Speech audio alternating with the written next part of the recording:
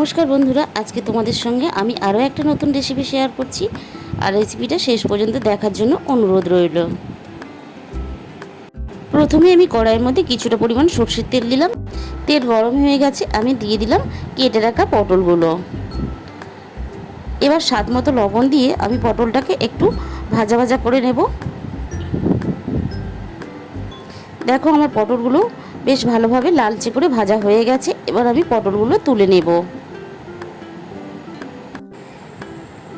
এবার কড়াইয়ের মধ্যে আমি আরও একটু সরষের তেল দিয়ে দিলাম, আর দিয়ে দিলাম গোটা জিরে, তেজপাতা আর কেটে রাখা আলু। এবার আলুগুলো আমি সমস্ত তেলের মধ্যে দিয়ে দিলাম। এবার দিয়ে দিলাম স্বাদ মতন লবণ।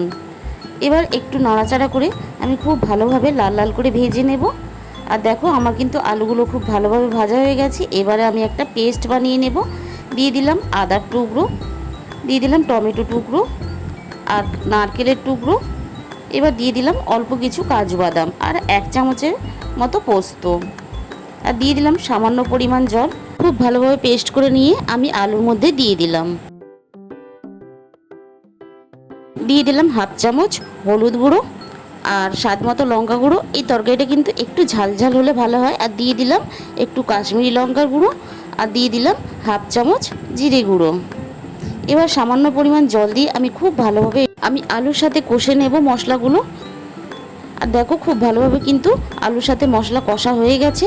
এবার মশলা থেকে তেল ছাড়তে শুরু করে দিয়েছে। আমি দিয়ে দিলাম আগে থেকে ভেজে রাখা পটলগুলো। এবার পটলগুলোর আলু আর মশলার সাথে আমি আবারও খুব ভালোভাবে কষিয়ে নেব। এবার দিয়ে দেব আমি প্রয়োজন মতো জল। আমি এখানে জলের পরিমাণটা একটু বেশি দিয়েছি, কারণ আমি একটু অল্প ঝোল ঝোল রাখবো। এবার কিন্তু আমি ঢাকা দিয়ে সিদ্ধ হওয়া পর্যন্ত অপেক্ষা করব।